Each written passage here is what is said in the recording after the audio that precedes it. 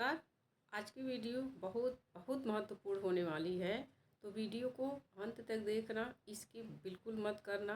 अगर आप चाहते हो कि आपकी तैयारी बेहतर बने और आप सफलता की ओर अग्रसर हों, तो आप ज़रूर इसे हल करिए। पिछली वीडियो में हमने हिंदी आलोचना के शुक्ल पूर्व युग और शुक्ल युग को देख लिया था। आज हमारा हिंदी गद्य साहित्य आलोचना का शुक्लोत्तर युग चल रहा है, तो इसमें हम शुक्लोत्तर युग के सभी आलोचकों को देखेंगे। इसमें आलोचकों के कवियों, लेखकों और उनकी रचनाओं के बारे में कथन और आलोचकों का अपना खुद का मत, यह सब देखेंगे। तो इसीलिए वीडियो तो बिल्कुल मत स्किप करना। इस वीडियो में हम रामविलास शर्मा, नंदुलारे वाजपेयी, गजानन माधव मुक्तिबोध, हजारी प्रसाद द्विवेदी, इन सभी आलोचकों के बारे में देखेंगे। इसमें मोस्ट केवल कथन दिए गए हैं। इससे एक कथन से आपके कई प्रश्न बनेंगे, तो वीडियो ज़रूर देखना। मैं तो यही सजेशन दूंगी, क्योंकि मैं इसको अपने अनुभव के आधार पर बता रही हूँ। परीक्षा देने का और परीक्षा कैसे पास किया जाता है, इसका मुझे पूरा अनुभव है, और कथन कहाँ से आते हैं यह भी।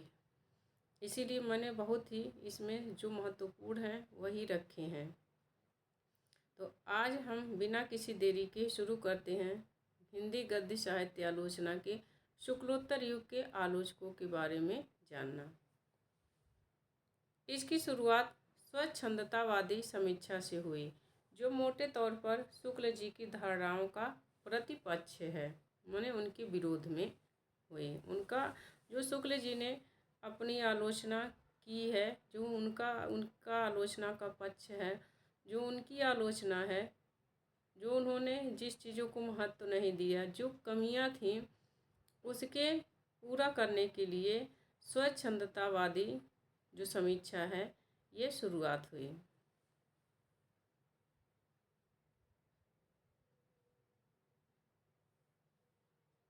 इसके बाद विभिन्न विचारधाराओं के आगमन के साथ साथ नई समीक्षा पद्धतियाँ प्रचलित होती गईं, जिनमें प्रगतिवादी समीक्षा, मनोविश्लेषणवादी समीक्षा, नई समीक्षा प्रमुख हैं। पिछली वीडियो में हमने देख लिया था कि हिंदी आलोचना के प्रकार में, तो उसमें प्रगतिवाद, जैसे शुक्ल पूर्व युग में भारतीय युग, द्विवेदी युग आएंगे, शुक्ल युग में शुक्ल जी के आएंगे। फिर उसके बाद हमने जब शुक्लोत्तर युग को 4 भागों में बांटा गया है, स्वच्छंदतावादी समीक्षा, प्रगतिवादी समीक्षा, मनोविश्लेषणवादी समीक्षा, नई समीक्षा, तो इसमें पहला पॉइंट है हमारा स्वच्छंदतावादी समीक्षा। पहले स्वच्छंदतावादी समीक्षा देखेंगे, फिर आगे एक एक करके देखेंगे।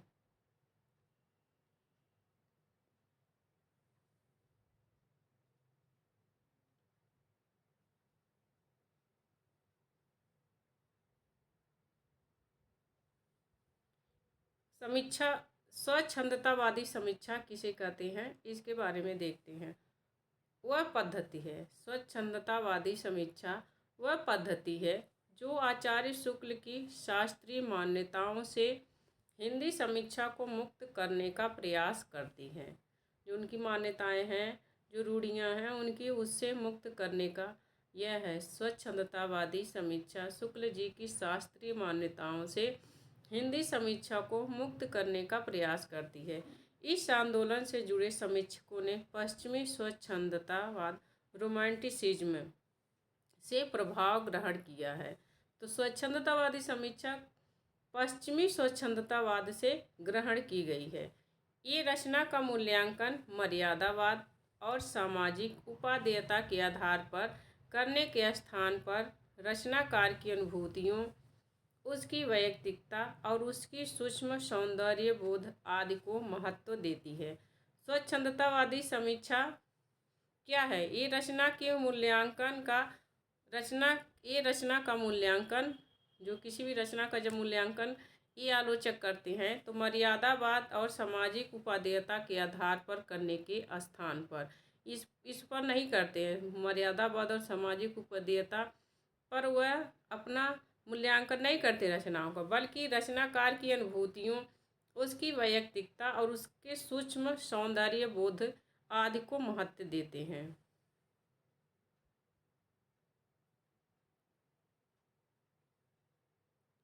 हिंदी स्वच्छंदवादी समीक्षा में मुख्यतः 3 आलोचक शामिल हैं: शांतिप्रिय द्विवेदी, नंददुलारी वाजपेयी, डॉक्टर नगेंद्र। 3 लोग शामिल हैं। हिंदी स्वच्छंदतावादी समीक्षा में कौन कौन लोग शामिल हैं? 3 लोग: शांतिप्रिय द्विवेदी, नंददुलारी वाजपेयी और डॉक्टर नगेंद्र। सबसे पहले हम शांतिप्रिय द्विवेदी की आलोचना के बारे में देखेंगे। शांतिप्रिय द्विवेदी ने छायावाद की मूल चेतना को गांधी और रविंद्रनाथ टैगोर की मानवतावादी दृष्टि में चिन्हित किया। छायावाद की जो मूल चेतना है उसको गांधी और रविंद्रनाथ टैगोर की मानवतावादी दृष्टि में चिन्हित किया। किसने? शांतिप्रिय द्विवेदी ने।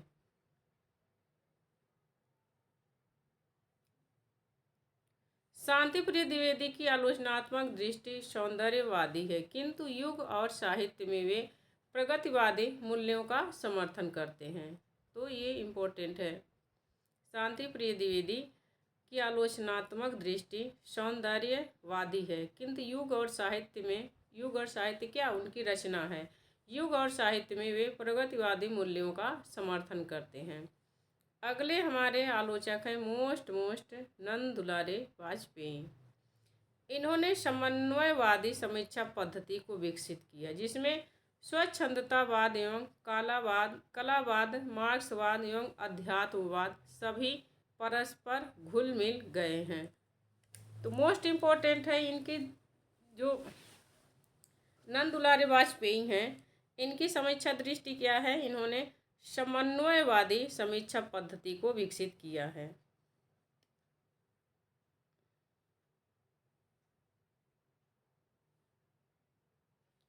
आचार्य नंददुलारी वाजपेयी का चिंतन प्रसाद से प्रभावित है। जयशंकर प्रसाद से इनका जो चिंतन है वह प्रभावित है। हिंदी साहित्य 20वीं शताब्दी इनकी रचना है। हिंदी साहित्य 20वीं शताब्दी आचार्य नंददुलारी वाजपेयी की पहली रचना है। 1930 ईस्वी से 1940 ईस्वी तक के मध्य लिखे गए इनके निबंध इसमें संकलित हैं। 1930 से 1940 के बीच में जो निबंध लिखे गए हैं वह आचार्य नंददुलारी वाजपेयी की रचना हिंदी साहित्य 20वीं शताब्दी में संकलित है और यह इनकी पहली रचना है। इन्होंने रस को भारतीय काव्यशास्त्र का अंतरंग सत्व, अलंकार को सौंदर्य का उद्घाटक तथा वक्रोक्ति, रीति और ध्वनि को काव्य के अभिव्यंजना पक्ष से जोड़ा है।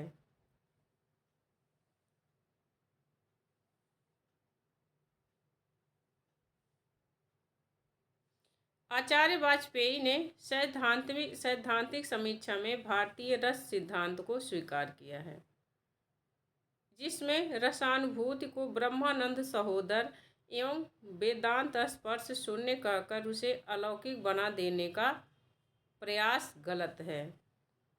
इन्होंने नंददुलारी वाजपेयी ने जो सैद्धांतिक समीक्षा में भारतीय रस सिद्धांत को स्वीकार किया है, जिसमें रसानुभूति को ब्रह्मानंद सहोदर एवं वेदांत स्पर्श शून्य कहकर उसे अलौकिक बना देने का प्रयास गलत है, इन्होंने कहा है। इनके अनुसार रस का अर्थ कला मात्र का आनंद है, जिसमें न केवल रस, रसाभास, भावाभास, भाव संधि, भाव सबलता आदि स्थितियां मानी गई हैं, बल्कि पश्चिमी साहित्य शास्त्रियों द्वारा स्वीकृत हर प्रकार का आनंद तत्व भी शामिल है। इसमें इन्होंने जो ऊपर है ब्रह्मानंद सहोदर और वेदांत स्पर्श शून्य, इसको इन्होंने नहीं माना है, बल्कि इन्होंने कहा रस की क्या परिभाषा दी है कि रस का अर्थ है कला मात्र का आनंद। रस का अर्थ कला मात्र का आनंद है, जिसमें न केवल रस, रसाभास, भावाभास, भाव संधि एवं भाव सबलता आदि स्थितियां मानी गई हैं, बल्कि पश्चिमी साहित्य शास्त्रियों द्वारा स्वीकृत हर प्रकार का आनंद तत्व भी शामिल है।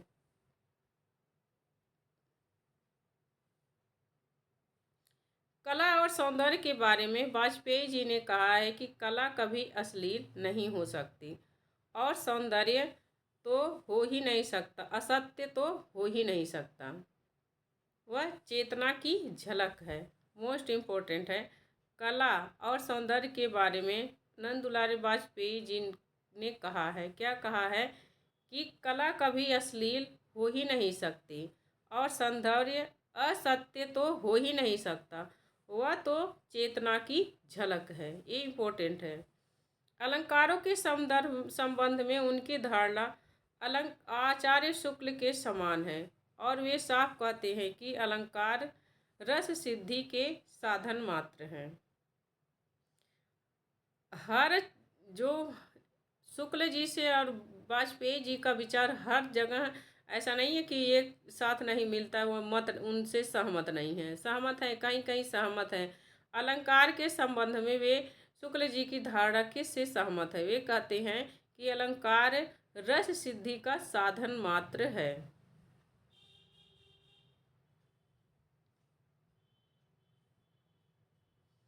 आधुनिक साहित्य की भूमिका में उन्होंने स्पष्ट रूप से 4 समीक्षा पद्धतियों से बचने की बात कही है। आधुनिक साहित्य की भूमिका इनकी रचना है में उन्होंने स्पष्ट रूप से 4 समीक्षा पद्धतियों से बचने की बात कही है। वैयक्तिक मनोविज्ञान पर आधारित समीक्षा पद्धति, जिस पर फ्रायड, एडलर एवं युंग का प्रभाव है। 4 समीक्षा पद्धतियों से बचने का कहे हैं, उसमें से पहली है वैयक्तिक मनोविज्ञान पर आधारित समीक्षा पद्धति, जिस पर फ्रायड, एडलर एवं युंग का प्रभाव है। दूसरी है मार्क्स समीक्षा पद्धति, कला विज्ञानवादी प्राचीन परंपरा। उपयोगितावादी या नीतिवादी समीक्षा पद्धति, जिसका समर्थन पश्चिम में आई रिचर्ड्स तथा भारत में आचार्य शुक्ल ने अंशतः किया है। तो इन सब की भूमिका पद्धतियों से उन्होंने बचने की बात कही है। वैयक्तिक मनोविज्ञान, मार्क्सवादी, उपयोगितावादी।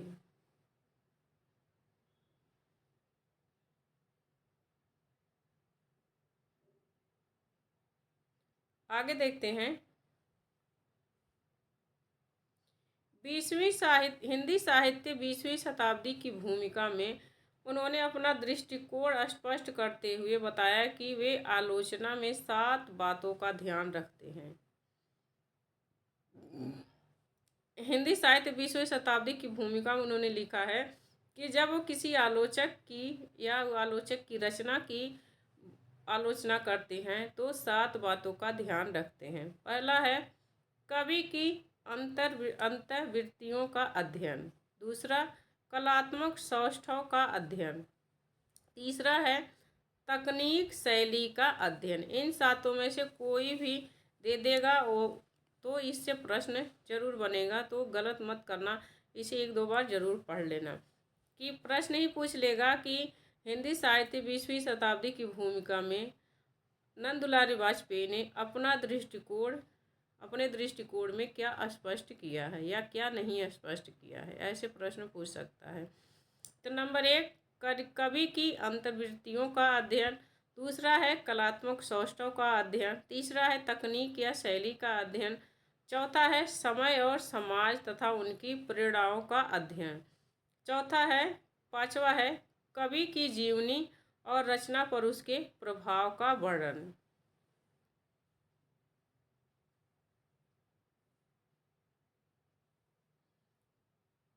छठा है कवि के दार्शनिक, सामाजिक एवं राजनीतिक विचारों का अध्ययन।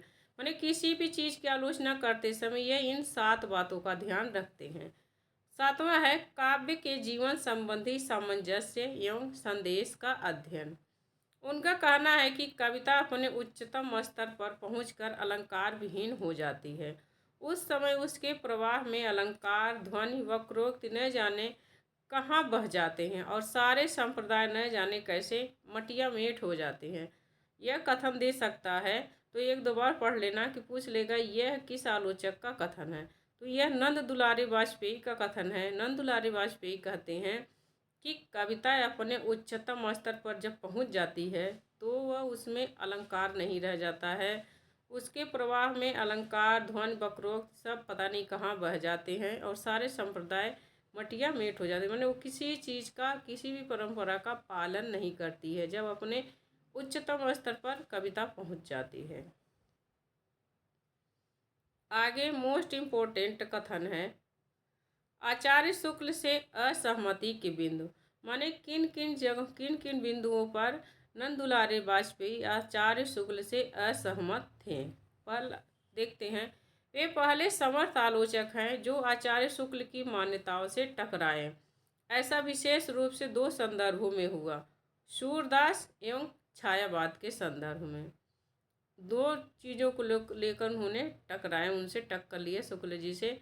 एक तो सूरदास और दूसरा छायावाद के संबंध में, क्योंकि सूरदास को भी उन्होंने उतना महत्व नहीं दिया था शुक्ल जी ने, और छायावाद को भी महत्व नहीं दिया था। आचार्य शुक्ल ने गोपियों के विरह को गंभीरता से रहित माना था, वहीं वाजपेयी जी ने गोपियों के वियोग में निहित मनोवैज्ञानिक गंभीरता को पहचाना एवं प्रस्तुत किया।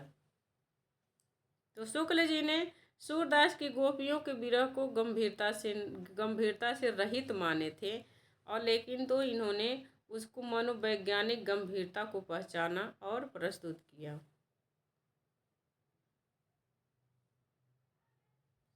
वाजपेयी जी ने रसवाद की अवधारणा से लोक मंगलवाद एवं नैतिकतावाद को अलग किया।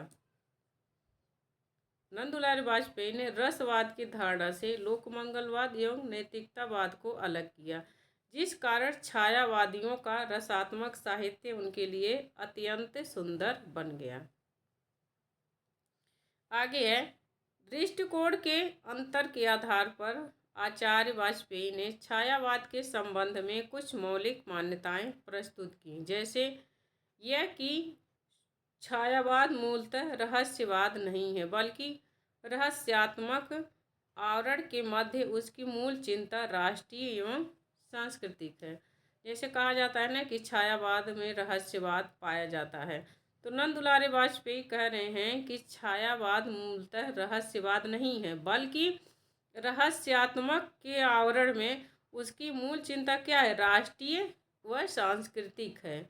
इन्होंने छायावाद को मानवीय एवं सांस्कृतिक प्रेरणा के रूप में विवेचित किया है।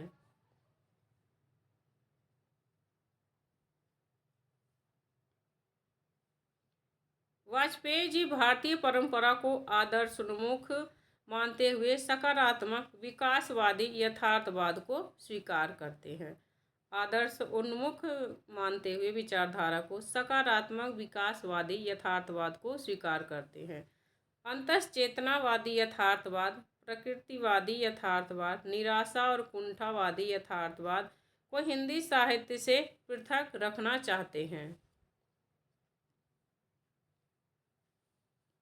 ये इम्पोर्टेंट है कि हिंदी साहित्य को किससे अलग रखना चाहते हैं नंद दुलारे वाजपेयी, तो अंतश्चेतनावादी यथार्थवाद, प्रकृति यथार्थवाद, निराशा और कुंठावादी यथार्थवाद से अलग रखना चाहते हैं हिंदी साहित्य को।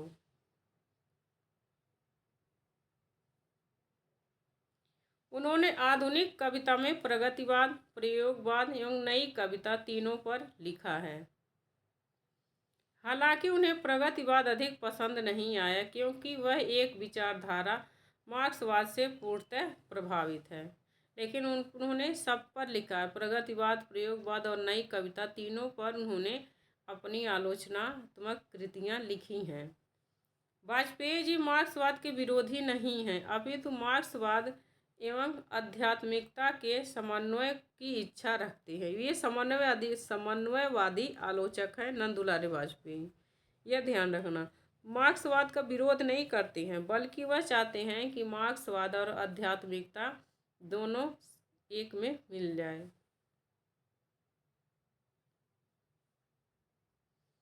उन्होंने प्रयोगवाद पर भी लिखा है, किंतु प्रयोगवाद उन्हें बैठे ठाले का धंधा दिखाई दिया। यह उक्तियां हैं, यह नंद दुलारे वाजपेयी का कथन है कि वह प्रयोगवाद को बैठे ठाले का धंधा कहते हैं।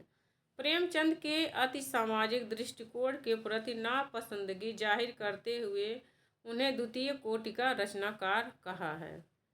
तो नंद दुलारे वाजपेयी प्रेमचंद को कि जो उनकी अति सामाजिक दृष्टिकोण है उसको पसंद नहीं करते हैं और उन्हें द्वितीय कोटि का रचनाकार कहते हैं। ये सब इम्पोर्टेंट कथन है, एक दो बार आप जरूर इसे पढ़ लीजिए। भाव संवेदना तथा मार्मिकता की दृष्टि से आचार्य नंद दुलारे वाजपेयी जी ने निराला की राम की शक्ति पूजा को पांडित्यपूर्ण निर्मित कहा तथा बादल राग और यमुना के प्रति जैसी रचनाओं को शक्ति पूजा को कमजोर माना। इन्होंने राम की शक्ति पूजा को पांडित्यपूर्ण निर्मित कहा है नंद दुलारे वाजपेयी ने, और बादल राग तथा यमुना के प्रति जैसी रचनाओं से राम की शक्ति पूजा को कमजोर माना है। अब अगले हमारे आलोचक हैं हजारी प्रसाद द्विवेदी। आचार्य हजारी प्रसाद द्विवेदी हिंदी की पहली रचना सूर साहित्य है। हजारी प्रसाद द्विवेदी की पहली रचना कौन सी है? सूर साहित्य। जयदेव विद्यापति तथा चंडीदास की राधा का सूर की राधा के साथ तुलनात्मक अध्ययन करके उनके बीच के सूक्ष्म अंतर को दिखलाया है। तो मोस्ट इम्पोर्टेंट है, क्योंकि कवियों की लेखकों की पहली रचनाएं पूछी जाती है, तो हजारी प्रसाद द्विवेदी की पहली रचना कौन है? सूर साहित्य। और इसमें उन्होंने जयदेव विद्यापति और चंडीदास की राधा और सूरदास की राधा का सबका तुलनात्मक अध्ययन करके उन सब के बीच का जो सूक्ष्म, बहुत ही सूक्ष्म, जो कम दिखाई देता है, उस अंतर को उन्होंने बताया है। कबीर 1941 ईस्वी पुस्तक इनका आलोचकीय व्यक्तित्व दिखलाई पड़ता है। शुक्ल जी ने कबीर को महत्व नहीं दिया था, लेकिन तो हजारी प्रसाद द्विवेदी ने कबीर को महत्व दिया, जिससे उनका जो व्यक्तित्व है वह कायम रहा कबीर का।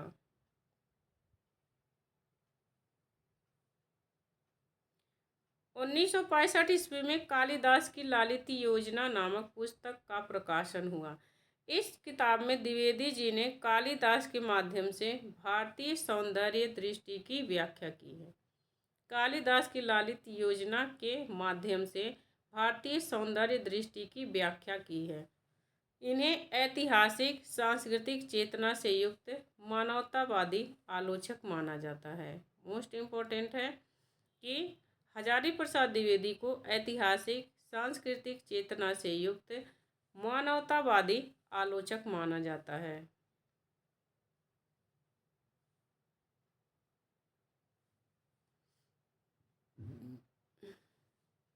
स्पष्ट है कि वे साहित्य के पहले से चली आ रही सांस्कृतिक परंपरा से जोड़कर देखते हैं। इसलिए हिंदी साहित्य को उन्होंने संस्कृत, पाली और अपभ्रंश साहित्य के साथ साथ ब्राह्मण, बौद्ध, जैन तथा नाथ सिद्ध आदि धार्मिक परंपराओं से निर्मित एक समन्वित भारतीय चिंता के विकास के रूप में व्याख्यायित किया है। साहित्य को पहले से जो चली आ रही सांस्कृतिक परंपरा से जोड़कर देखते हैं हजारी प्रसाद द्विवेदी।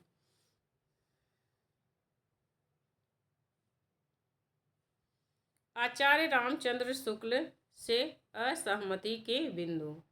किन किन बिंदुओं पर शुक्ल जी से ये सहमत नहीं थे? शुक्ल जी से इनकी मुख्य असहमतियाँ सिद्धनाथ साहित्य, भक्ति काल के उदय की व्याख्या, संत काव्य, विशेषतः कबीर की महत्ता को लेकर रही है। असहमतियाँ किस पर रही? शुक्ल जी ने सिद्धों और नाथों की रचनाओं को साहित्य की कोट में नहीं माना। भक्ति काल के उदय कैसा हुआ, किस तरीके से हुआ, और विशेष रूप से संत काव्य में कबीर को महत्व नहीं दिए। तो यह सब असहमति के बिंदु थे। इन सब बिंदुओं से हजारी प्रसाद द्विवेदी शुक्ल जी से क्या सहमत नहीं थे। इन्होंने सिद्धनाथ रचनाओं को साहित्य की श्रेणी में रखा। भक्ति काल को इस्लाम के आगमन की प्रतिक्रिया न मानकर भारतीय चिंता की स्वाभाविक परिणति माना तथा कबीर के व्यक्तित्व को हिंदी साहित्य की अमूल्य निधि घोषित किया, जिससे कबीर को भी सम्मान मिल सका समाज में, और उन्हें एक अच्छे कवि तो नहीं थे, एक अच्छे भक्त संत के रूप में प्रसिद्धि मिली।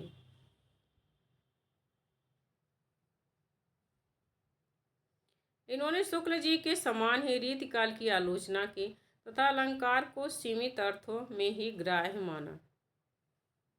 मनुष्य को साहित्य के केंद्र में रखने की इनकी मर्यादा, इनकी मान्यता आचार्य शुक्ल के लोक मंगल की अवधारणा के समीप है।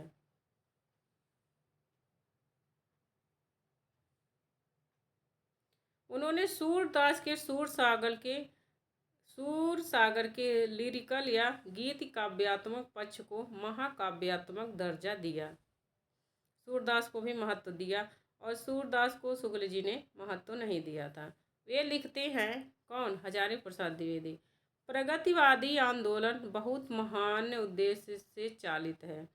इसमें सांप्रदायिक भाव का प्रवेश नहीं हुआ तो इसकी संभावनाएं अत्यधिक हैं।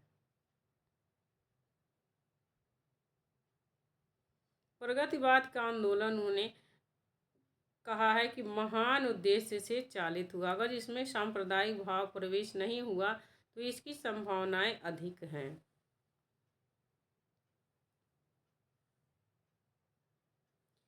कुछ सीमित संदर्भों में उन्होंने काव्य शास्त्रीय चिंतन भी किया है।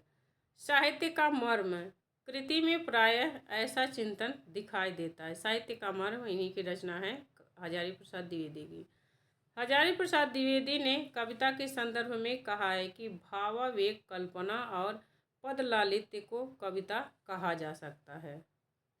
कविता किसे कहते हैं, इस पर इन्होंने कहा है कि जो भाव, आवेग, कल्पना है और पद लालित्य को कविता कहा जा सकता है। आगे हमारे अगले आलोचक हैं डॉक्टर नगेंद्र।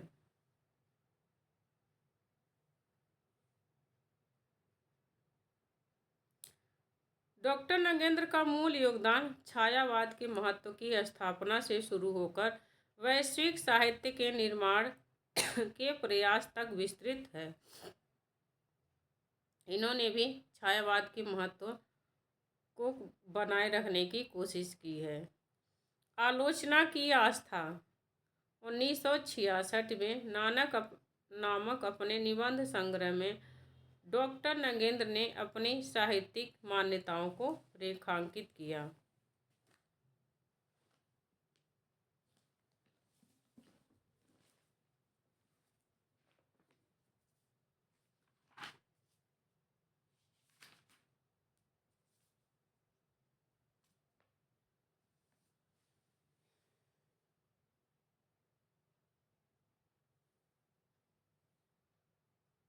आगे है डॉक्टर नगेंद्र पाश्चात्य आलोचक आई.ए. रिचर्ड्स और क्रोचे से प्रभावित थे। डॉक्टर नगेंद्र ने आई.ए. रिचर्ड्स की तरह ही साहित्य संबंधी मूल्यों को दो भागों में विभाजित किया है। पहला भाग मूल्यवादी है और दूसरा कलावादी। ये इम्पोर्टेंट है कि डॉक्टर नगेंद्र ने साहित्य को कितने भागों में बांटा है? दो भागों में। पहला है मूल्यवादी और दूसरा है कलावादी। काव्य के तीन तत्वों भाव, कल्पना और बुद्धि में डॉक्टर नगेंद्र ने भाव को महत्वपूर्ण माना है। काव्य के कितने तत्व हैं? तीन, भाव, कल्पना और बुद्धि। इन तीनों में डॉक्टर नगेंद्र ने किसको महत्वपूर्ण माना है? भाव को।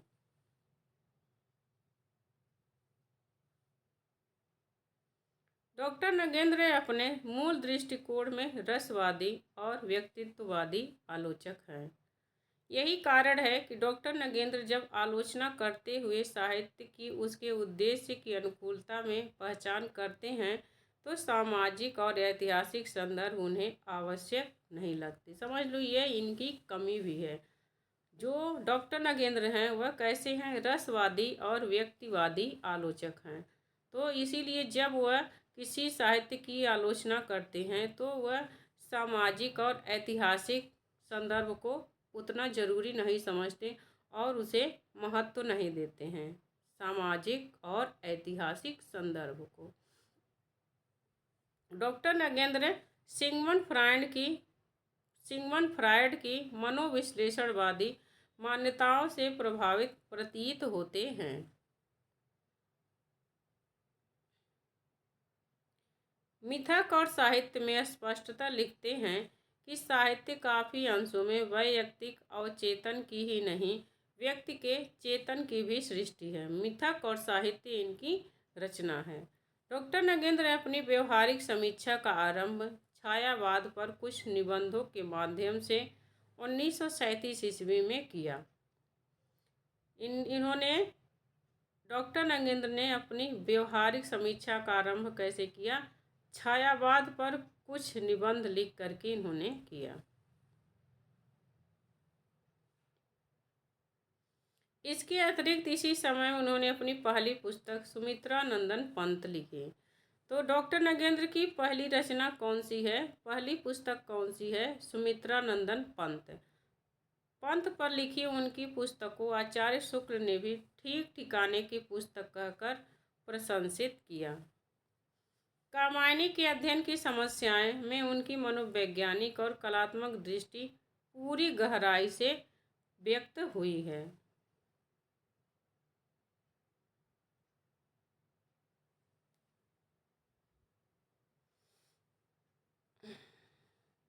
उन्होंने न केवल भक्ति काल और रीति काल के जटिल संबंधों को स्पष्ट किया है, बल्कि रीति काल के भीतर अपराध बोध के माध्यम से भोगवादी श्रृंगार तथा नैतिकता जैसे विरोधी भावों की एक साथ द्वंद्वात्मक उपस्थिति को भी व्याख्यायित किया है। भक्ति काल और रीति काल पर उन्होंने अपनी आलोचना व्यक्त की है और रीति काल के भीतर अपराध बोध के माध्यम से भोगवादी और श्रृंगार तथा नैतिकता जैसे विरोधी भावों की एक साथ द्वंद्वात्मक उपस्थिति को भी व्याख्यायित किया है। आलोचना निबंध थोड़ा कठिन विधा है, इसे एक दो बार जरूर पढ़ना चाहिए और इससे प्रश्न जरूर बनते हैं। इतिहास की समीक्षा में डॉक्टर नगेंद्र का महत्व जितना व्यावहारिक समीक्षा के कारण है, उससे कहीं अधिक सैद्धांतिक समीक्षा के कारण है।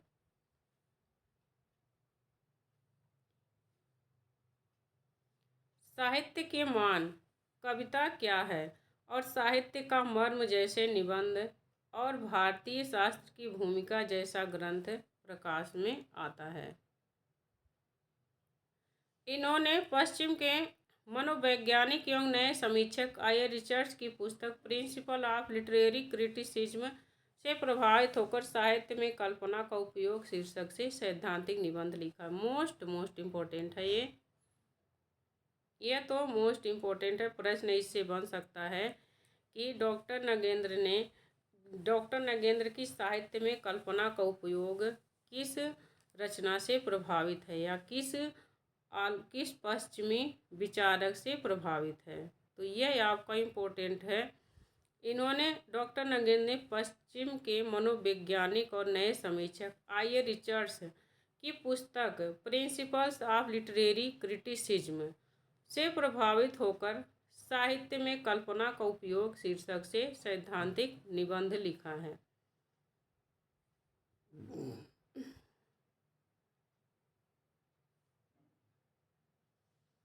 सैद्धांतिक चिंतन की पराकाष्ठा 1964 ईस्वी में रचित उनके महत्वपूर्ण पुस्तक रस सिद्धांत में हुई है, जिसमें उन्होंने अनुभूति तत्वों को विशेष महत्व देते हुए साधारणीकरण की मौलिक तथा महत्वपूर्ण व्याख्या की है।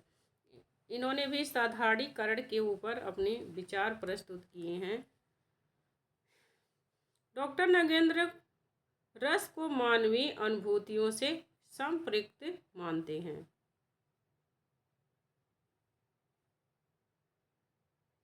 आचार्य शुक्ल की रस मीमांसा में लोक मंगल का तत्व अनिवार्यतः निहित होने के कारण छायावाद का आत्मपरक साहित्य उसके माध्यम से अपना महत्व नहीं प्राप्त कर पा रहा था।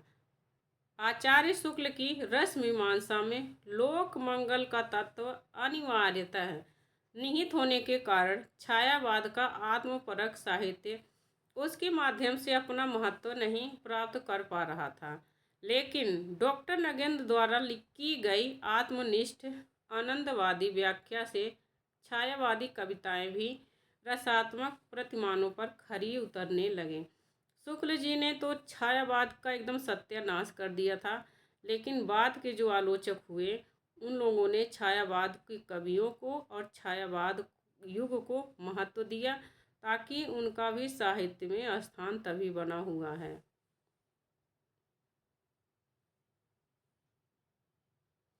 डॉक्टर नगेंद्र की समीक्षा पद्धति का अंतिम चरण वह है जहां वे पश्चिमी साहित्य चिंतन के विषयों में रत हैं। डॉक्टर नगेंद्र ने फ्रायड के दर्शन के बारे में अपने विचार प्रकट किए हैं। मैं फ्रायड के दर्शन को एकांगी और उसकी आधारभूत अनेक युक्तियों को दुरारूढ़ और अविश्वसनीय मानता हूँ। यह उनके फ्रायड के बारे में डॉक्टर नगेंद्र के विचार हैं। काम जीवन का मुख्य अंग है पर सर्वांग नहीं। ऐसी दशा में मैं फ्रायड के सिद्धांत को जीवन दर्शन के रूप में कैसे स्वीकार कर सकता हूँ। ये किसका कथन है? डॉक्टर नगेंद्र का। अब हमारी है प्रगतिवादी समीक्षा।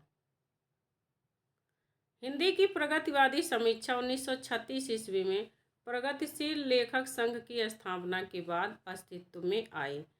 इसका सैद्धांतिक पक्ष मार्क्सवाद पर आधारित है। जो प्रगतिवादी समीक्षा हो या प्रगतिवाद हो, यह सब मार्क्सवादी सिद्धांतों पर आधारित है। प्रगतिवाद पूरा मार्क्सवाद पर ही आधारित है। हालांकि व्यवहारतः इसके प्रयोक्ताओं ने कहीं कहीं मार्क्सवादी दृष्टि का अतिक्रमण भी किया है। इसे साहित्यिक जगत में समाजवादी यथार्थवाद भी कहा जाता है। जो राजनीति में जो मार्क्सवाद है वही साहित्य में, साहित्यिक जगत में क्या है? समाजवादी यथार्थवाद।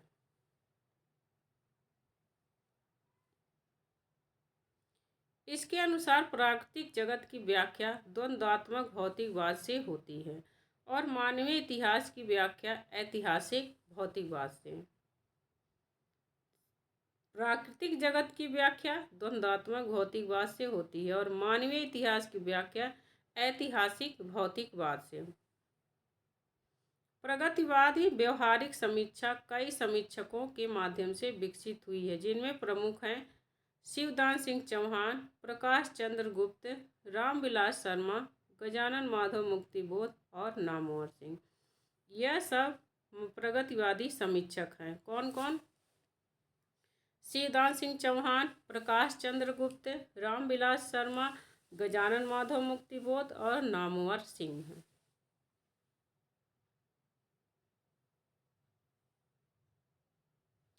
इनके अतिरिक्त समकालीन समीक्षकों में मलयज, नंदकिशोर नवल, निर्मला जैन, नित्यानंद तिवारी, मैनेजर पांडे, विश्वनाथ त्रिपाठी भी इसी धारा में शामिल हैं।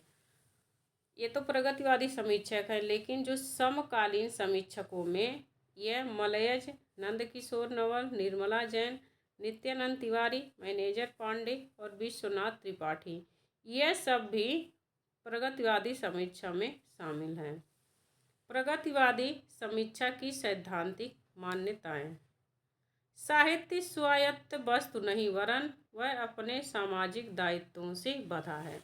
माने प्रगतिवादी समीक्षक कहते हैं कि जो साहित्य है वह सामाजिक जो दायित्व, कुछ सामाजिक दायित्व होते हैं उससे बंधा हुआ है, स्वतंत्र नहीं है।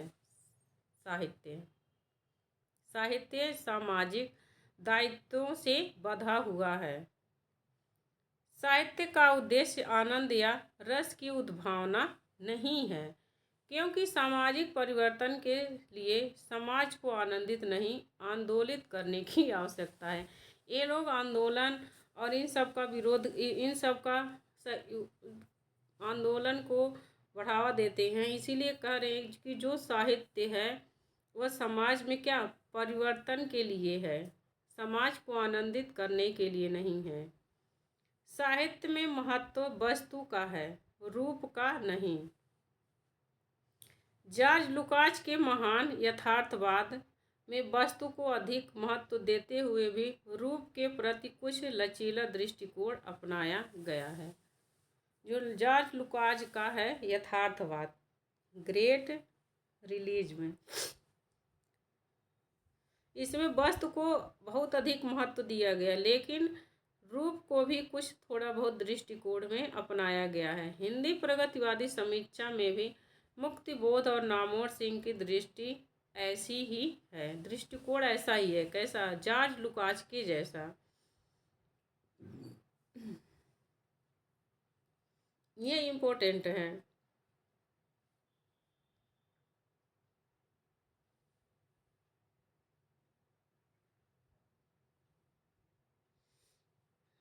साहित्य में प्रतीक वांछनीय नहीं है क्योंकि प्रतीक मूल बातों को छिपाते हैं, जबकि साहित्य का कार्य शोषण के छिपे हुए रूपों को सामने लाना है।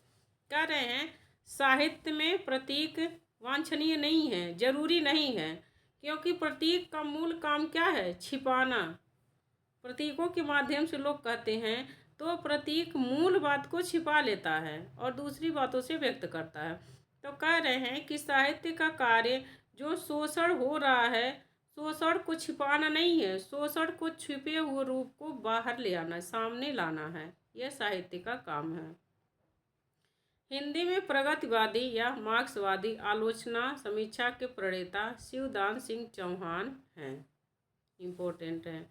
हिंदी में प्रगतिवादी आलोचनात्मक समीक्षा की शुरुआत करने वाले कौन हैं? शिवदान सिंह चौहान। प्रगतिशील साहित्य की आवश्यकता नामक निबंध विशाल भारत में 1937 ईस्वी में प्रकाशित हुआ। प्रगतिशील साहित्य की आवश्यकता मोस्ट इम्पोर्टेंट है आपका ये। पहले प्रगतिवादी समीक्षा की शुरुआत करने वाले आलोचक कौन है? शिवदान सिंह चौहान। और इनकी रचना कौन सी है? प्रगतिशील साहित्य की आवश्यकता। यह विशाल भारत में 1937 ईस्वी में प्रकाशित हुई। अंग्रेजी के समीक्षक कॉडवेल के मूल्यों से शिवदान सिंह चौहान प्रभावित हैं।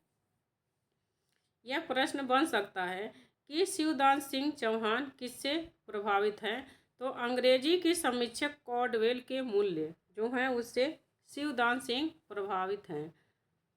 1951 ईस्वी में आलोचना त्रैमासिक नामक पत्रिका का संपादन भी इन्होंने ही किया।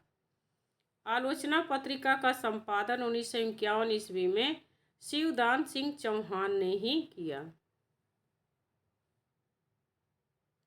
सन 1946 ईस्वी में अपने लेख साहित्य की परख में शिवदान सिंह चौहान ने विजयी विश्व तिरंगा प्यारा को महान रचना बताने वाले अमृत राय तथा भारतेंदु को शेक्सपियर से बड़ा बताने वाले रामविलास शर्मा का प्रतिरोध करते हुए इन्हें संकीर्ण राष्ट्रवाद तथा कुत्सित समाजशास्त्र का उदाहरण बताया। 1946 में उन्होंने लेख अपना निकाला साहित्य की परख। इसमें शिवदान सिंह चौहान ने विजयी विश्व तिरंगा प्यारा को महान रचना बताने वाले कौन? अमृत राय। अमृत राय ने विजयी विश्व तिरंगा प्यारा को महान रचना बताया था तथा भारत को शेक्सपियर से बड़ा, भारतेंदु को शेक्सपियर से बड़ा बताने वाले रामविलास शर्मा ने भारतेंदु को शेक्सपियर से भी बड़ा बताया था, लेकिन शिवदान सिंह ने इनका विरोध करते हुए संकीर्ण राष्ट्रवाद तथा कुत्सित समाजशास्त्र का उदाहरण बताया है। आलोचना तथा काव्य और आधुनिक कविता का मूल्यांकन डॉक्टर इंद्रनाथ मदान की आलोचनात्मक कृतियां हैं। आलोचना तथा काव्य और आधुनिक कविता का मूल्यांकन किसकी कविता है? इंद्रनाथ मदान की।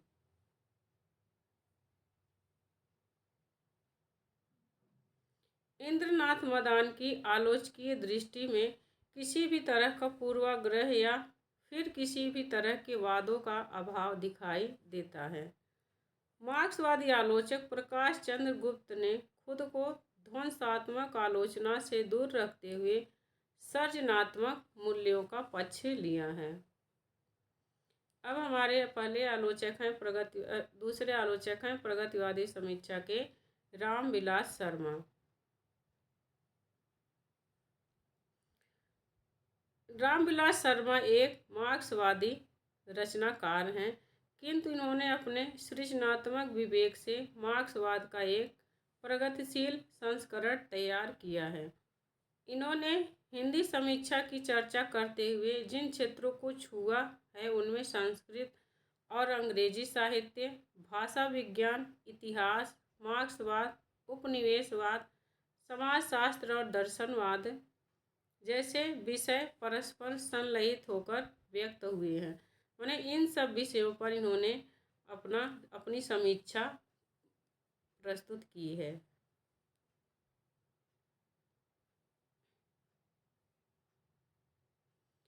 उनकी आलोचना का काल 1938 ईस्वी से शुरू होकर 2000 ईस्वी तक 62 सालों में विस्तृत है। प्रेमचंद 1941 ईस्वी डॉक्टर रामविलास शर्मा की पहली आलोचनात्मक पुस्तक है।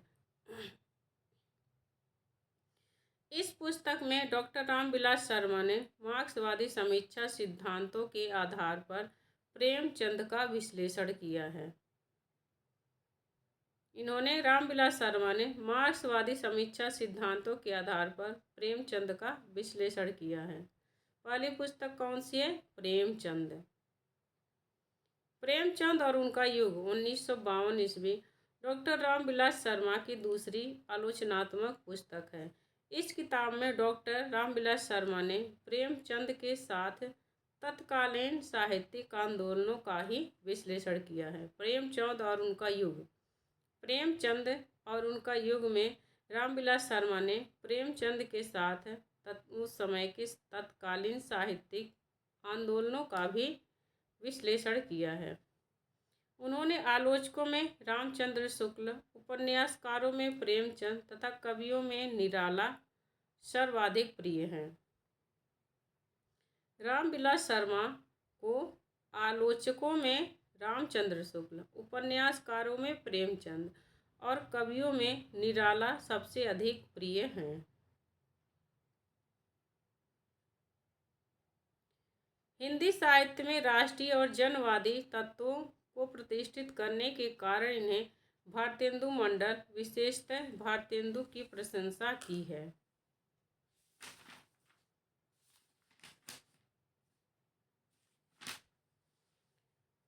हिंदी साहित्य में राष्ट्रीय और जनवादी तत्वों को प्रतिष्ठित करने के कारण इन्होंने भारतेंदु मंडल, विशेषतः भारतेंदु की प्रशंसा की है। उन्होंने शुक्ल जी के छायावाद संबंधी मत को समझाते हुए तर्क दिया है। वे नएपन के नहीं बल्कि अगोचरता, परोक्षता तथा लाक्षणिकता के विरुद्ध थे। नहीं तो प्रसाद की लोक पक्ष समन्वित कविता तथा पंत की प्राकृतिक रहस्य भावना का समर्थन नहीं करती। यह उनके शुक्ल जी के पक्ष में इन्होंने अपने तर्क दिए हैं कि उनका समर्थन करते हुए रामविलास शर्मा कह रहे हैं कि जो शुक्ल जी हैं वे नएपन के विरोधी नहीं हैं बल्कि अगोचरता, परोक्षता और लाक्षणिकता के विरुद्ध थे।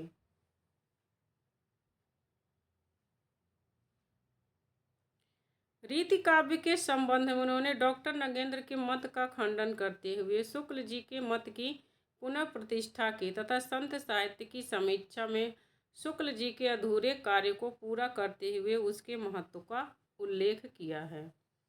डॉक्टर शर्मा की आलोचना का चरम बिंदु निराला की साहित्य साधना है।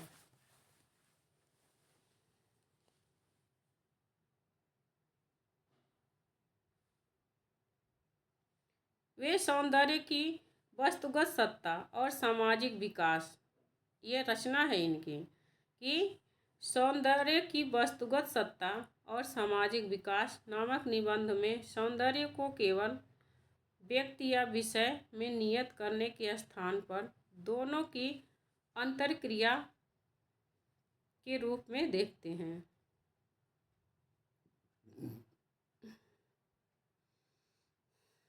रामविलास शर्मा अपने साहित्यिक दृष्टिकोण के साथ साथ अपने विध्वंसात्मक आलोचना शैली के लिए भी प्रसिद्ध हैं। पहले अपना सत्र तय करते हैं, फिर उसके विचारों को पढ़कर तथा संभावित विचारों की कल्पना करके वे आक्रामक शैली में समीक्षा लिखते हैं। ये इनके ऊपर आरोप है कि इनका कैसा है, विध्वंसात्मक प्रवृत्ति के आलोचक हैं। पहले वे अपना सत्र तय करते हैं, फिर उसके विचारों को पढ़ते हैं, फिर संभावित विचारों की कल्पना करके फिर आक्रामक शैली में समीक्षा लिखते हैं। इस दृष्टि से पंतकृत स्वर्ण किरण और स्वर्ण धूलि की समीक्षाएं महत्वपूर्ण हैं।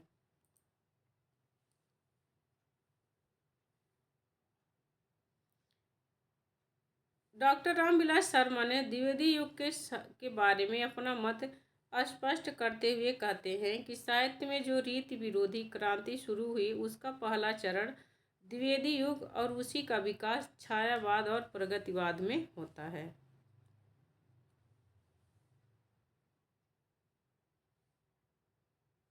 डॉक्टर रामविलास शर्मा मुक्ति बोध के काव्य को उनके आत्म संघर्ष से जोड़ते हुए उनके काव्य में अस्तित्ववाद का, लघु मानव और रहस्यवाद के विराट पुरुष का समन्वय भी देखते हैं।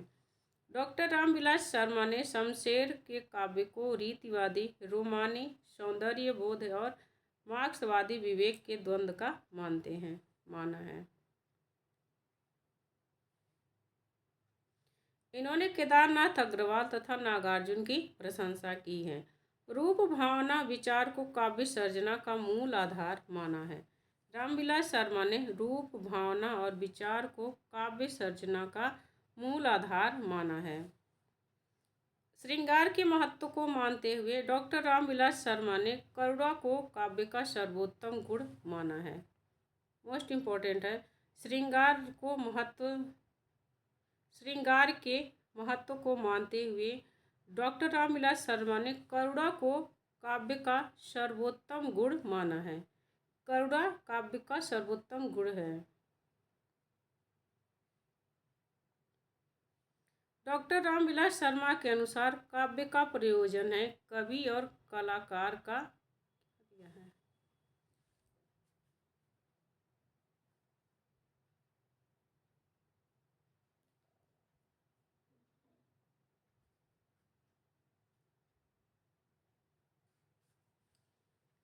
डॉक्टर रामविलास शर्मा के अनुसार काव्य का प्रयोजन है कवि और कलाकार का कर्तव्य होता है। कवि और कलाकार का कर्तव्य होता है कि वह उत्पादन संबंधों व उत्पादन शक्तियों के संघर्ष को समझे और अपनी कला द्वारा विकासमान शक्तियों को सहारा देकर उनसे प्रेरणा प्राप्त करके मनुष्य और समाज की मुक्ति की ओर अग्रसर हो। यह काव्य का प्रयोजन मानते हैं। रामविलास शर्मा काव्य का प्रयोजन मानते हैं कि कवि और कलाकार का कर्तव्य है कि वह उत्पादन संबंधों व उत्पादन शक्तियों के संघर्ष को समझे और अपनी कला द्वारा उसको विकास और शक्तियों को सहारा देकर उससे प्रेरणा प्राप्त करके मनुष्य और समाज की मुक्ति की ओर अग्रसर हो। यह साहित्य का और कवि और कलाकार का काम है।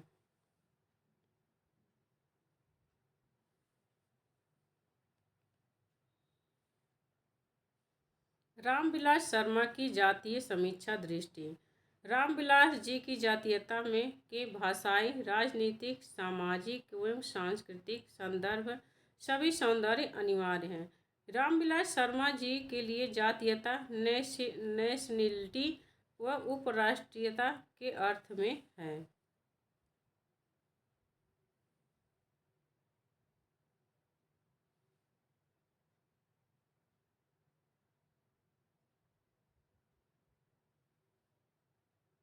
आलोचना में उन्होंने साम्यवादी आदर्श को हिंदी में जातीय संदर्भ में स्थापित करने का प्रयास किया है।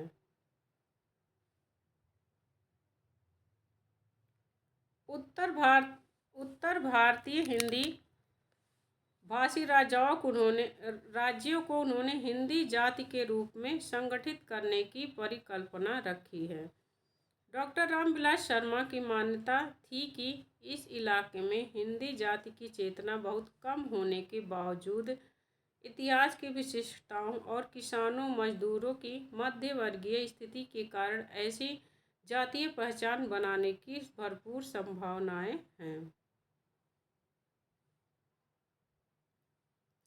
उन्होंने लोक जागरण, नव जागरण, प्रगतिशील आंदोलन आदि संदर्भों में 1000 वर्षों के हिंदी साहित्य को विवेचित आलोचित किया है।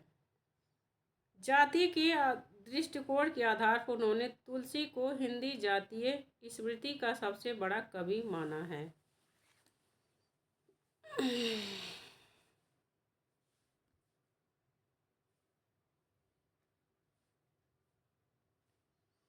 इसी दृष्टि से भारतेंदु युग द्विवेदी युग का मूल्यांकन करते हुए इसे भारतीय नवजागरण के अंग के रूप में हिंदी क्षेत्र का नवजागरण कहा है। डॉक्टर नामवर सिंह ने।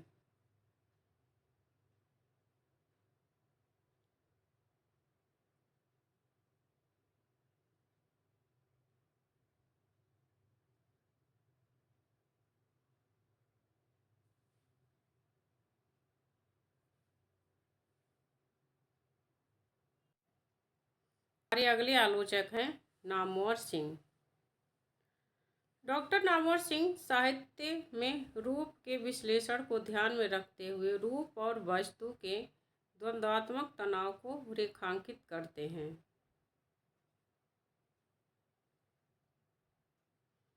आचार्य रामचंद्र शुक्ल की तरह नामवर सिंह रूपवाद या कलावाद के खतरों के प्रति सजग हैं।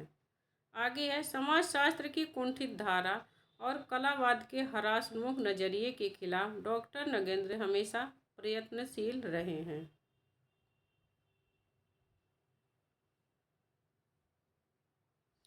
नामवर सिंह रेने वेलेक एवं F.R. लीविस की तरह ही आलोचक हैं, सिद्धांत शास्त्री नहीं हैं।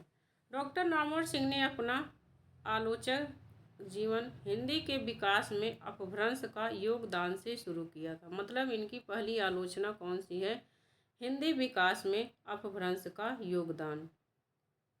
उनके अनुसार भावधारा के विषय में अपभ्रंश से हिंदी का जहाँ केवल ऐतिहासिक संबंध है, वहाँ काव्य रूपों और छंदों के क्षेत्र में उस पर अपभ्रंश की गहरी छाप है।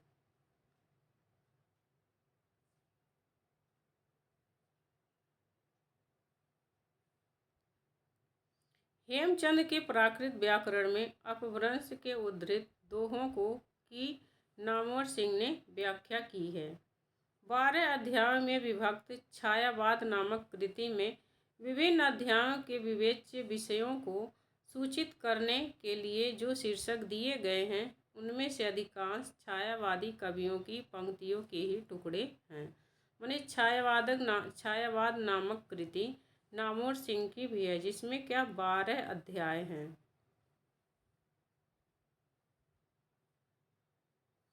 छायावाद की अन्यतम कृति कामायनी की प्रतीकात्मकता एवं रूपकत्व पर नामवर सिंह ने विचार किया है। यह भारत की आधुनिक सभ्यता का प्रतिनिधि महाकाव्य है। नामवर सिंह ने निराला की लंबी कविताओं, सरोज स्मृति और राम की शक्ति पूजा का विश्लेषण किया है।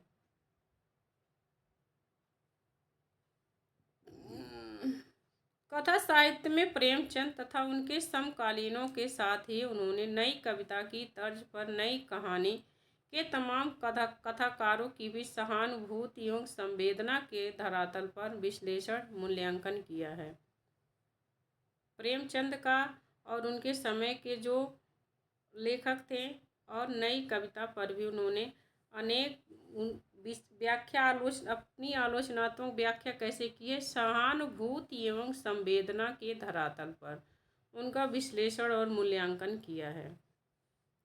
अपने निबंध कलात्मक सौंदर्य के आधार पर में प्रयोगवादियों द्वारा काव्य के शिल्प पक्ष पर ज़्यादा बल देने की वजह से उनकी आलोचना की है कि प्रयोगवादियों ने काव्य के शिल्प पक्ष पर अधिक महत्व दिया है, अधिक बल दिया है। उसकी आलोचना उन्होंने की है कलात्मक सौंदर्य के आधार पर रचना में। नई कविता संबंधी इनकी कई मान्यताओं पर मुक्तिबोध का प्रभाव देखा जा सकता है। कविता के नए प्रतिमान में नामवर जी ने मुक्तिबोध की प्रसिद्ध कविता अंधेरे में की समीक्षा कर सबके लिए समीक्षा का द्वार खोल दिया। इन्होंने नई कविता के नए प्रतिमान में मुक्तिबोध की प्रसिद्ध कविता अंधेरे में उसकी समीक्षा की है। आधुनिक साहित्य की प्रवृत्तियाँ नामक पुस्तक में डॉक्टर नामवर सिंह आधुनिक काव्य आंदोलनों, छायावाद, प्रगतिवाद, प्रयोगवाद का विश्लेषण किया है।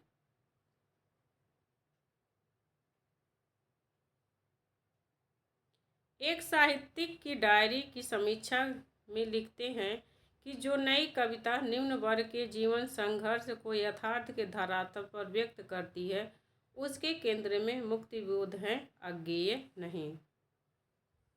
एक साहित्यिक की डायरी मुक्तिबोध की रचना है और उसकी समीक्षा करते हुए नामवर सिंह कहते हैं कि जो नई कविता निम्न वर्ग के जीवन संघर्ष को यथार्थ के धरातल पर व्यक्त करती है, उसके केंद्र में मुक्तिबोध है, अज्ञेय नहीं। यह नामवर सिंह का कथन है जो महत्वपूर्ण है। दूसरी परंपरा की खोज नामक पुस्तक में आचार्य हजारी प्रसाद द्विवेदी की महत्ता को स्वीकार करते हुए भारतीय लोकोन्मुखी सांस्कृतिक चेतना का भी मूल्यांकन करते हैं। इन्होंने लिखा है कि हिंदी कविता की अपेक्षा कहानी में स्वस्थ सामाजिक शक्ति कहीं अधिक है और आज उपन्यास की तरह कहानी सामाजिक परिवर्तन के लिए जोरदार साहित्यिक शस्त्र का काम कर रही है। तो कविता की अपेक्षा कहानी को समाज के लिए अच्छा माना है नामवर सिंह ने। अब हमारे अगले आलोचक हैं मुक्तिबोध। मुक्तिबोध लेखक की रचना प्रक्रिया के विश्लेषण पर बल देते हैं। यह एक मनोवैज्ञानिक प्रक्रिया है तथा कवि की दृष्टि प्रकृति और काव्य की अंतर वस्तु से प्रभावित होती है। मुक्तिबोध किस पर बल देते हैं? लेखक की रचना प्रक्रिया के विश्लेषण पर। मोस्ट इम्पोर्टेंट है मुक्तिबोध जब किसी भी की आलोचना करते हैं किसी रचना की, तो किस पर बल देते हैं? रचना प्रक्रिया के विश्लेषण पर। कवि के प्रयोजन और संवेदना से भी वह अछूती नहीं रहती। कवि की रचना प्रक्रिया को वे वस्तुतः एक खोज और ग्रहण के रूप में स्वीकृति देते हैं। यह रचना की प्रक्रिया ही वस्तुतः कविता का आत्म संघर्ष है। कविता में उनकी चिंता संपूर्ण मनुष्य की स्थापना की चिंता थी। एक आलोचक के रूप में वे काव्य में ऐसे ही मनुष्य की खोज पर बल देते हैं। क्या? कि संपूर्ण मनुष्य की स्थापना।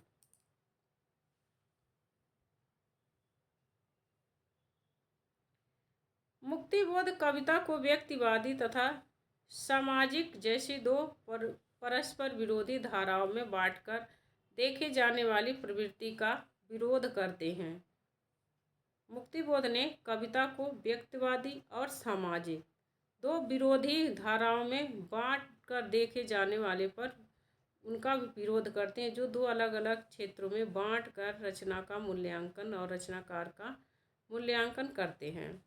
व्यवहारिक समीक्षा में मुक्तिबोध ने प्रसाद की कामायनी, त्रिलोचन की धरती, भारत भूषण अग्रवाल की ओ प्रस्तुत मन,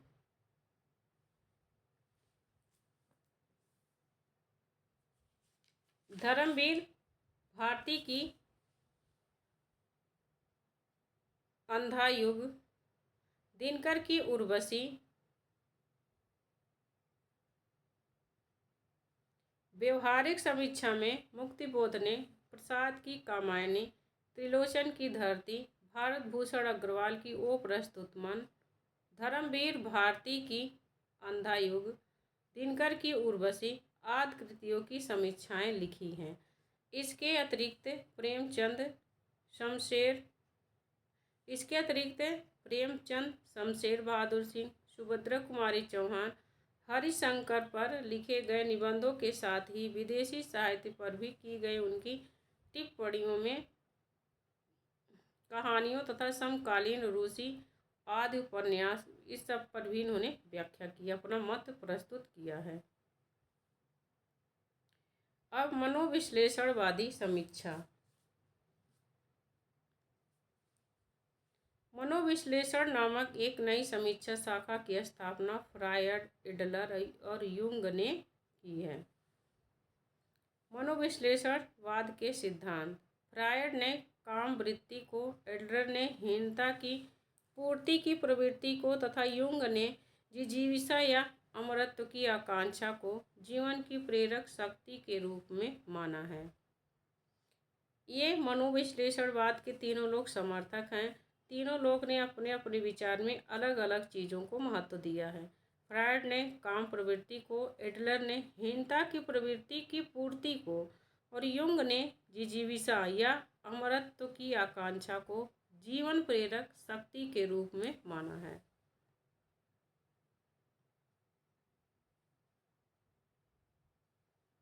साहित्यकार वह व्यक्ति है जो इन दमन इच्छाओं या कुंठाओं को सृजनात्मक अभिव्यक्ति करता है। कोई भी रचना रचनाकार के व्यक्तित्व का प्रक्षेपण होती है और व्यक्ति की पहचान अवचेतन या अचेतन मन से होती है। ये लोग अचेतन और अवचेतन मन के आधार पर समीक्षा करते हैं। समीक्षा का दायित्व है कि वह रचना की व्याख्या रचनाकार के व्यक्तित्व के माध्यम से करें।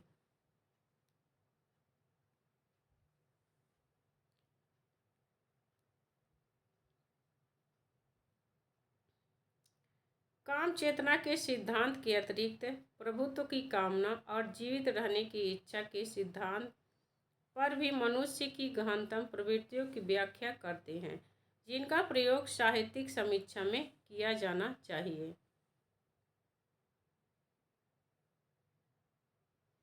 चूँकि साहित्य का मूल संबंध बहिर्गत जीवन से नहीं अंतर्गत जीवन से है, इसलिए प्रतीकों का प्रयोग साहित्य में आवश्यक है। मनोविश्लेषणवादी मानते हैं कि जो साहित्य का मूल संबंध है वह बहिर्गत मन बाहरी संसार से नहीं है, अंतर जगत से है। इसलिए प्रतीकों का प्रयोग होना चाहिए। बिंब और मिथक जैसे तत्व भी अंतर्मन की ग्रंथियों को सुलझाने में, व्यक्त करने में सक्षम हो सकते हैं। हिंदी में इलाचंद जोशी से इसकी शुरुआत मानी जाती है। डॉक्टर अज्ञेय, देवराज उपाध्याय, डॉक्टर नगेंद्र को मनोविश्लेषणवादी समीक्षा पद्धति का प्रतिनिधि माना जाता है।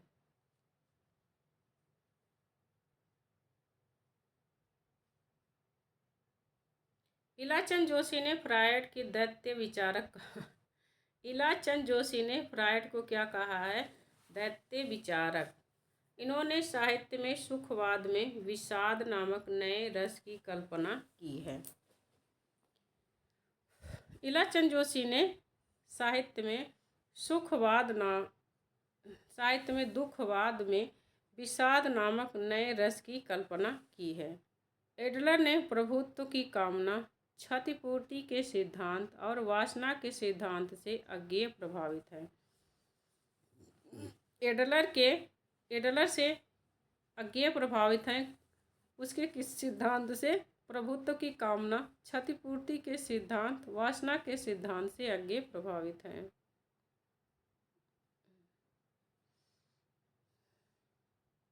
आधुनिक हिंदी कथा साहित्य और मनोविज्ञान नामक अपने शोध प्रबंध में डॉक्टर देवराज ने मनोविश्लेषणात्मक समीक्षा पद्धति के मूल्यों को अपनाते हुए साहित्य और मनोविज्ञान के बीच अंतः संबंधों की व्याख्या की है। रोमानी भावुकता तथा नई कविता की छद्म भावुकता की निंदा लक्ष्मीकांत वर्मा ने अपनी पुस्तक नई कविता के प्रतिमान में काफ़ी चर्चित रही है।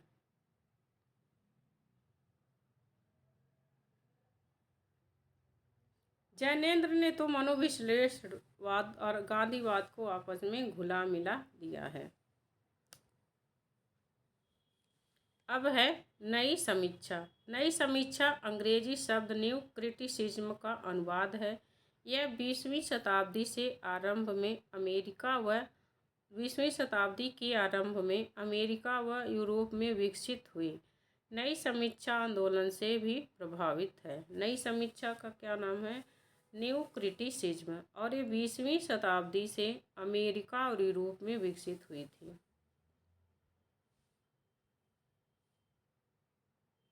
न्यू क्रिटिसिज्म शब्द का प्रयोग पहली बार 1910 ईस्वी में स्पिनबर्ग ने किया। आगे चलकर 1941 ईस्वी में जॉन क्रो रैनसम ने इसी नाम से अपनी समीक्षात्मक पुस्तक लिखी। कौन? New criticism. यह आंदोलन 1950-60 के दशक में समाप्त हो गया। अब नई समीक्षा के सिद्धांत हम देख लेते हैं।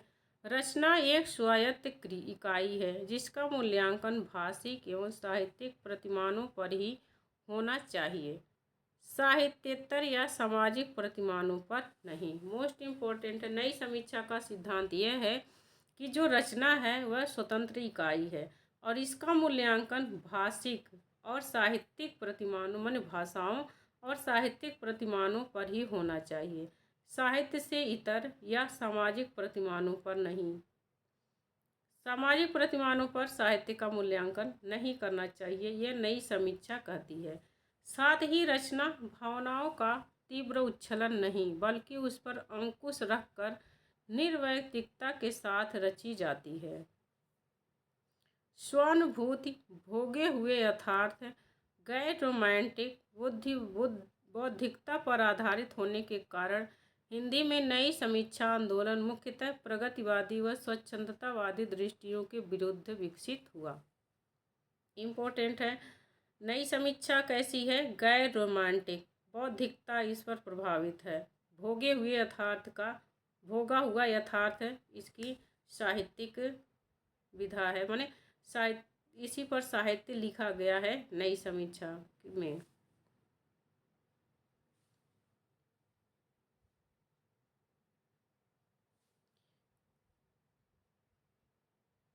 नई समीक्षा आंदोलन के विकास में सर्वाधिक महत्वपूर्ण समीक्षक अज्ञेय हैं, जिनकी कई पुस्तकें हैं जैसे त्रिशंकु, भ्रमंती, अंतरा और आधुनिक साहित्य में यह पद्धति दिखाई देती है। इसी समय इलाहाबाद में परिमल नामक संस्था सक्रिय हुई, जिसके कई सदस्य जैसे लक्ष्मीकांत वर्मा, विजयदेव नारायण शाही, धर्मवीर भारती, रघुवंश, रामस्वरूप चतुर्वेदी इसी समीक्षा धारा के विकास में सक्रिय हुए।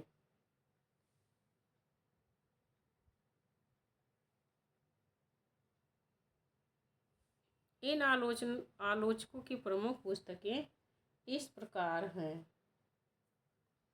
नई समीक्षा के जो आलोचक हैं उनकी पुस्तकें हैं, लक्ष्मीकांत वर्मा की पुस्तक है नई कविता के प्रतिमान, धर्मवीर भारती हैं मानव मूल्य और साहित्य, विजयदेव नारायण शाही की रचना है लघु मानव के बहाने कविता पर एक बहस, शमशेर की काव्यानुभूति की बनावट, रामस्वरूप चतुर्वेदी की रचना है अज्ञेय और आधुनिक रचना की समस्या, काव्य भाषा पर 3 निबंध है।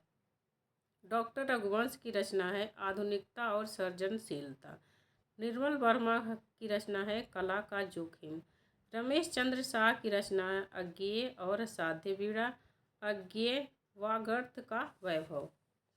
यह परिमल जो ऊपर दिया परिमल संस्था है उसकी जो कवि हैं उनकी रचनाएं हैं।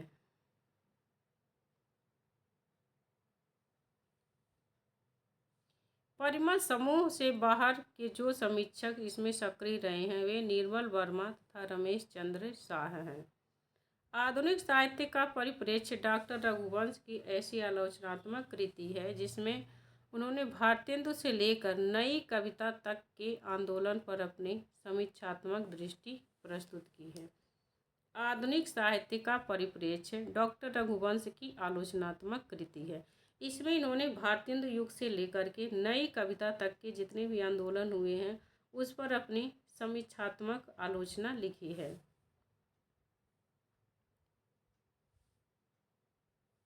अज्ञेय आरंभ में मनोविश्लेषणवाद से काफ़ी प्रभावित रहे हैं, किंतु 1960 में रचित उनकी पुस्तक आत्मनेपद नई समीक्षा की दृष्टि से अत्यंत महत्वपूर्ण मानी जाती है। इसके अतिरिक्त तीसरा सप्तक की भूमिका भी इस दृष्टि से उल्लेखनीय है। आगे है प्रतीकों पर अत्यधिक बल तथा सूक्ष्म अभिव्यक्ति के लिए सटीक शब्दों का निर्माण। ये 2 तत्व अज्ञेय की समीक्षा की दृष्टि में केंद्रीय रहे हैं। मोस्ट इम्पोर्टेंट है कि अज्ञेय की समीक्षा दृष्टि के केंद्र कौन हैं? प्रतीकों पर अत्यधिक बल तथा सूक्ष्म अभिव्यक्ति के लिए सटीक शब्दों का निर्माण। डॉक्टर रामस्वरूप चतुर्वेदी ने अज्ञेय के गैर रोमांटिक दृष्टिकोण तथा आध्यात्मिकता पर सूक्ष्म विचार किया है।